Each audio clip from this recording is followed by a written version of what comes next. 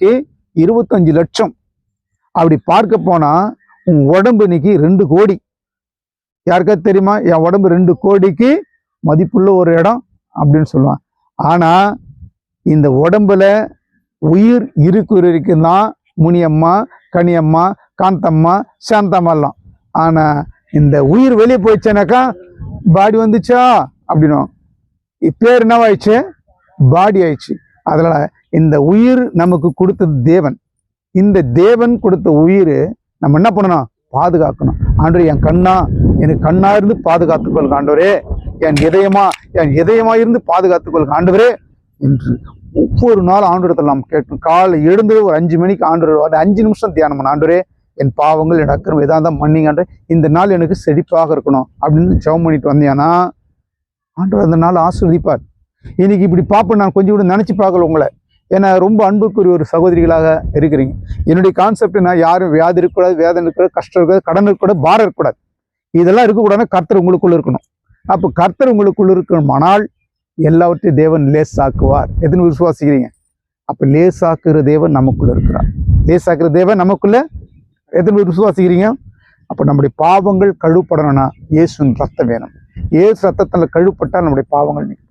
அதான் இயேசு ரத்தம் சகல பாவங்கள் நீக்கி நம்மை என்ன பண்ணுமா? சுத்திகரிக்கும். போதும், ஜெபம் செய்வோம்.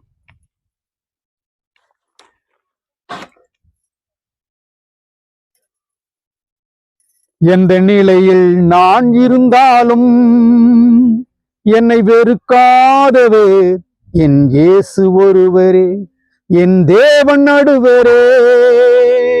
நோயாளியாய் நான் இருந்தால் பலர் வெறுப்பார்கள், நோய்களையே சொல்லி சொல்லி நோக வைப்பார்கள். எந்த நிலையில் நான் இருந்தாலும் என்னை வெறுக்காதவர் என் இயேசு ஒருவரே. கடனாளியாய் நான் இருந்தால் பலர் வெறுப்பார்கள், என் கடன்களையே சொல்லி சொல்லி கலங்க வைப்பார்கள்.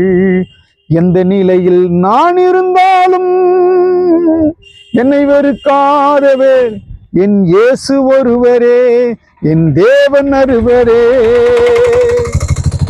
அன்பும் இரக்கம் நிறைந்த எங்கள் ஆண்டவராகிய கர்த்தாவே, இந்த நல்ல வேலைக்காக நன்றி. அன்பான சகோதரிகளுக்கு யாருக்கும் வருத்தங்கள், சஞ்சலங்கள், பலவீனங்கள், கஷ்டங்கள் வராது கர்த்தர் பாதுகாத்துக் கொள்படியாக சமாதானத்தின் தேவன் தாமே இவளை தாங்கி எல்லா விதத்தில் வழிநடத்தும்படியாக ஜெபிக்கிறோம்.